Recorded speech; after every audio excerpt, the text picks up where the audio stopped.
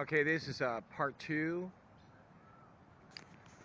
or actually of part one, Signs and Wonders, Engels scale of receptivity, and the westernized view. This will be part B, as we got shut off because it only records so far. Anyway, I had my hand on the Episcopalian. At that point, it felt like a power wave shot through me, and I sort of yelled at his head.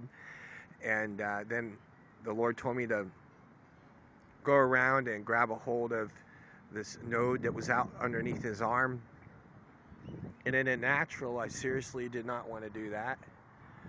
But I obeyed, and I grabbed a hold of this lymph node that was sticking out under his arm. His arm was swelled up and very edematous, and it had what we call pitting edema. You could press your finger down upon it, and it would leave a pit. The circulatory refill, the small capillaries just weren't doing it. And then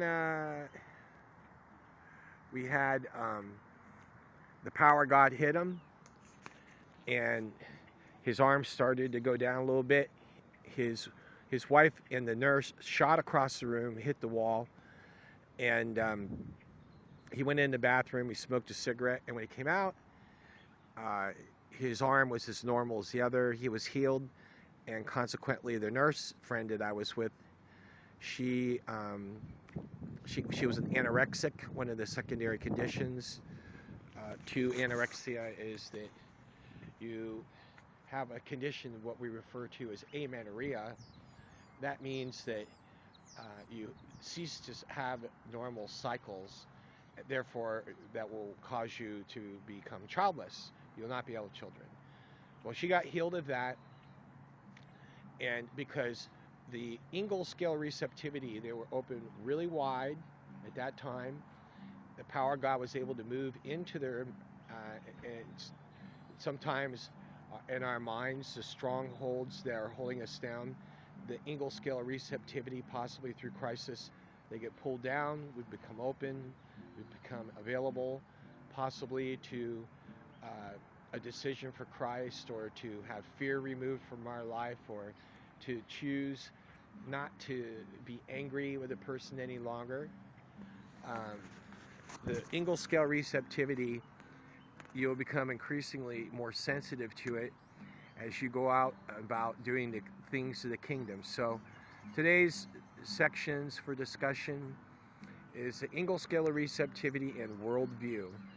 So this is Pastor Will, functioning primarily in the gift of teaching here today, and I'm just encouraging you to be filled with the Holy Spirit. Holy Spirit, come and fill people, give them a hunger and thirst for righteousness. There's a word that says that we shall be filled, and be expecting when you touch Jesus that good things are going to happen. As we mentioned before, you can touch Jesus and not touch Jesus, but then you can come knowing that if you touch just the very hem of his garment, you will be healed. This is Pastor Will saying God bless you.